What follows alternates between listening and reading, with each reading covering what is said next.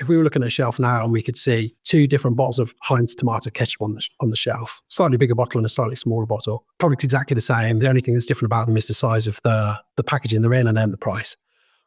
If we took one of those products away, would all of the shoppers that were previously buying the smaller bottle move into buying the slightly bigger bottle? The chances are probably yes. And therefore, the second product isn't incremental, because when you don't have that choice to whether to buy it or not, you move your purchasing into the first bottle. So whilst the sales of that second bottle might be great, the incrementality would be low, because without the choice of being able to buy it, you're happy to make a switch into a different product. I guess the piece you're looking for all the time is you're looking for high rate of sale products. Having a product on the shelf that Johnny round the corner absolutely loves and comes and buys one a week, when the average sales of everything else on the shelf are 30, then much as you'd love to supply that product for Johnny, if you're Tesco, you're not going to do that. So you're balancing rate of sale, so high selling products, with incremental selling products. And what you're looking to understand is what's the perfect range. So say your range is only 10, you can have 10 products. You might not have the 10 best selling products if, as per the Heinz tomato ketchup example, one of those products can be replaced by something more incremental. Let me use another one, which is the extreme version of that. So a recent example, fairly well documented, would be in energy drinks. So the category over the last couple of years has done incredibly well. If you take Red Bull, for example, that's pioneering, I guess, the growth in that category, versus Perfect Ted, which would be a really good example. The Perfect Ted guys did a great job bringing matcha, I guess, to the masses. But if you look at it, if you took a Perfect Ted off the shelf, would the sales go to Red Bull? And the answer is probably not. Maybe 1 or 2, if they were selling 10, maybe one of those 2 from the 10 would move across and buy a Red Bull. But you would probably lose 8 out of those 10 purchases. And the reason for that is the needs of the Perfect Ted shopper aren't being met by the Red Bull product that's on shelf in its place. Why is that? It's a different shopper. Why is that? Because matcha offers you a different type of energy to Red Bull, and there's a number of examples behind it. But the key piece would be Perfect Ted would be highly incremental in that scenario, and therefore the retailer would be loath to take to delist Perfect Ted and just have 2 facings of Red Bull, even if Red Bull was selling more, because they would lose a whole lot of sales out of it. Mate, you've summed it up perfectly, which, and I think it's a question people can think about when they're, creating their pitch decks and stuff to retailers, is if we took this off the shelf, i.e. Perfect Ted, would people switch over? And that's why you suddenly see, it makes, even I think beer tap's another great example. Like Lucky Saint have done a marvelous job with that. So if you take Lucky Saint off, what are they going to switch over to? Obviously now there's lots more on draft alcohol-free beers, but 2017, 2018, there was fuck all.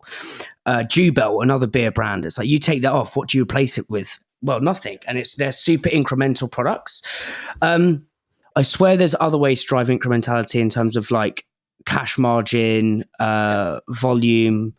Like, what are the other ways which buyers think about and brands maybe, or founders don't often think about?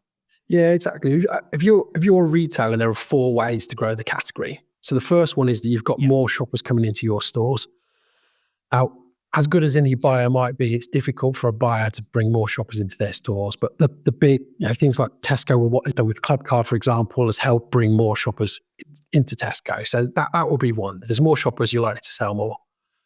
Then the next thing is that you're getting more of the shoppers in that store to buy into your category.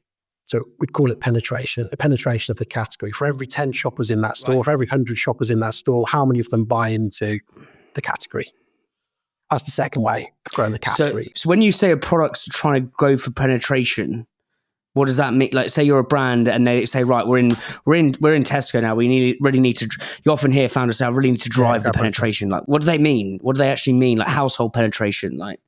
Yeah, so let's use 2 examples. Let's use one for a retailer and one for a brand side of view. So from the retailer, when I say, of course, yeah, the ways they would grow the category, penetration is basically the term means how many people in that store are buying the category. So if we use a practical example, we just talked about energy drinks.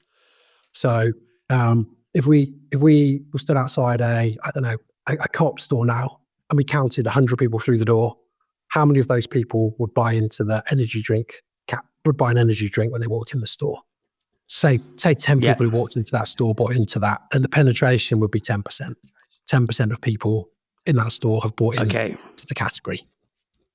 So what retailers are trying to do is increase the penetration, the number of people who are buying into all the different categories in their store. They want the biggest share of wallet that's out there. That's what they're trying to do. And the way they do that is to get the right range in store for the right promotions.